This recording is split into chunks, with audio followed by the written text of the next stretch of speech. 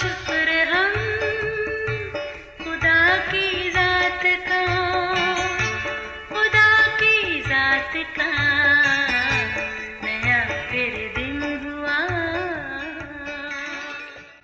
آج کی آیت۔ جب وہ کلام کر چکا تو شمعون سے کہا، گہرے میں لے چل اور تم شکار کے لیے اپنے جال ڈالو۔ لوکا 5 باب 4 آیت۔ عزیزو، اہل دانش کہتے ہیں کہ سیکھنے اور پڑھنے کی کوئی عمر نہیں ہوتی۔ بات بھی ٹھیک ہے، لیکن ہمارے کلچر میں اکثر یہ کہا جاتا ہے کہ اب آپ کی عمر آرام کرنے کی ہے، یعنی ہم اپنے بزرگوں کو وقت سے پہلے ایک طرف لگا دیتے ہیں۔ عزیزو، ہمارا یہ رویہ دوسرے کے لیے سراسر ناانصافی ہے۔ اصل میں تو یہ ہماری خود کے ساتھ بھی ناانصافی ہی ہے، کیونکہ ہمارے بڑے بزرگ وقت اور حالات کے ایسے مراحل سے گزرے ہوتے ہیں کہ ان کے پاس تجربات، مشاہدات اور معلومات کے خزانے موجود ہوتے ہیں۔ اگر ہم چاہیں تو ان سے مستفید ہو سکتے ہیں اور انہیں بھی جدید معلومات فراہم کر کے ان کی حوصلہ افزائی کر سکتے ہیں۔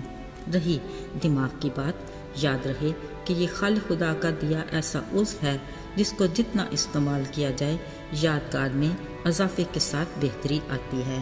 اس بارے میں ایک چھوٹی سی بات یاد کیجئے، سیل فون کے استعمال سے پہلے کتنے عزیزوں دوستوں کے فون نمبر یاد ہوا کرتے تھے، پر اب ذرا بتائیے نا اپنا فون نمبر۔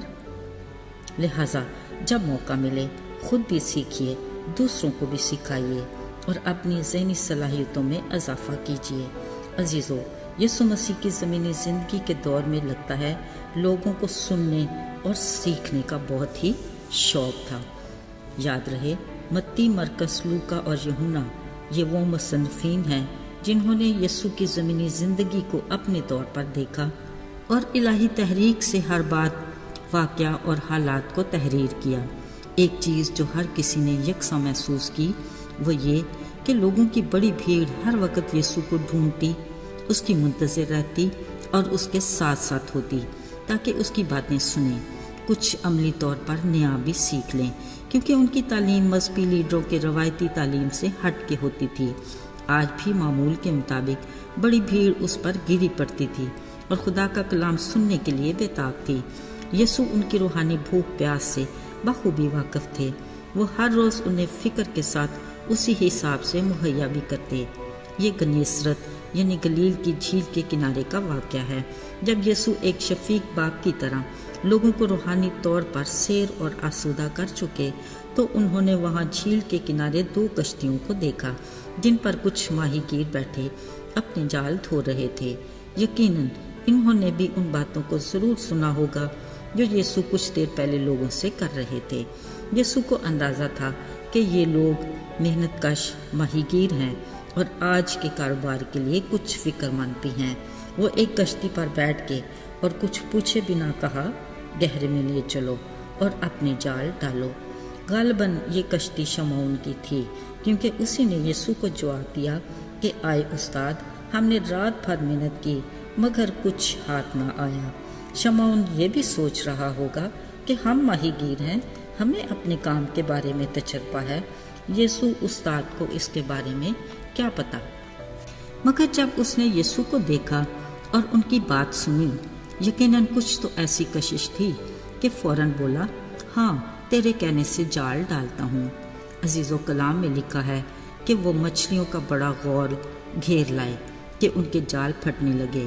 انہوں نے دوسری کشتی کے ساتھیوں کو مدد کے لیے بلایا۔ وہ اتنی زیادہ مچھلیاں تھیں کہ دونوں کشتیاں بھر گئیں کہ ڈوبنے لگیں۔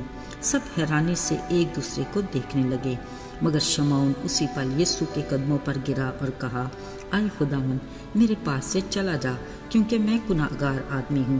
عزیزو، ذرا سوچئے، یسوع ایسے موقع پر سب کو حیران پریشان چھوڑ کر کیسے جا سکتے تھے، کیونکہ وہ تو دنیا میں آئے ہی بے یار مددگار اور گناہگار انسانوں کے لیے تھے۔ انہوں نے ڈرے سہمے شمعون کو تسلی دیتے ہوئے کہا، خوف نہ کر، اب سے تو آدمیوں کا شکار کرے گا۔ یوں لگتا ہے کہ یسوع نے اسی پل شمعون پطرس کو کسی بڑے کام کے لیے چن لیا تھا، اگرچہ اسے اس وقت یہ اندازہ بھی نہ ہوگا کہ آدمیوں کے شکار کا مطلب کیا ہے۔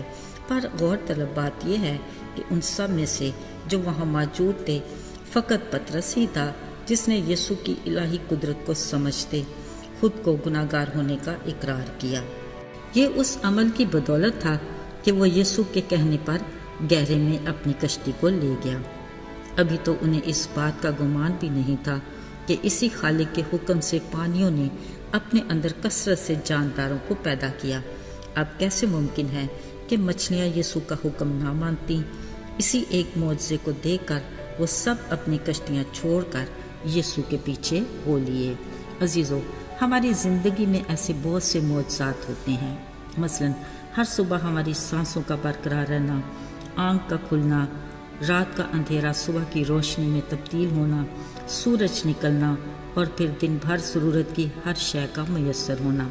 दरअसल ये उस कादर मुतलक खुदा के मौजज़ात ही हैं जिनको हम अपनी रोज़मर्रा के मामूलात समझकर दरगुजर कर देते हैं। हमें भी पतरस की तरह उसकी इलाही ज़ात की अज़मत, कुदरत और उसके रहम और फजल और उसकी लाजवाल मोहब्बत को समझने के लिए गहरे में जाने की ज़रूरत है। इसके लिए हमारे पास उसका कलाम मौजूद है जिसमें उसकी हिकमत के सब ख़जाने पोशीदा हैं। हमें इस ख़जाने को तलाश करना है ताकि हम उसकी पहचान और इरफान में आगे बढ़ते जाएं। खुदावंद ऐसा ही करे। आइए दुआ करें। आए आसमानी बाप, तू जो मोहब्बत का पैकर है, हम तेरे रहम और बड़े फजल के नहायत शुक्रगुजार हैं। वो कौन सा ऐसा माबूद है जो शफीक बाप की तरह अपने पैरोकारों का ख्याल रखता हो। तू ना सिर्फ हमारी जिस्मानी बल्कि रूहानी भूख प्यास से भी बखूबी वाकिफ़ है। अपनी दी हुई नेमतों बरकतों के लिए हमारी शुक्रगुजारी को कबूल कर। यीशु के मुबारक और बाबरकत नाम में हम मांगते हैं, आमीन।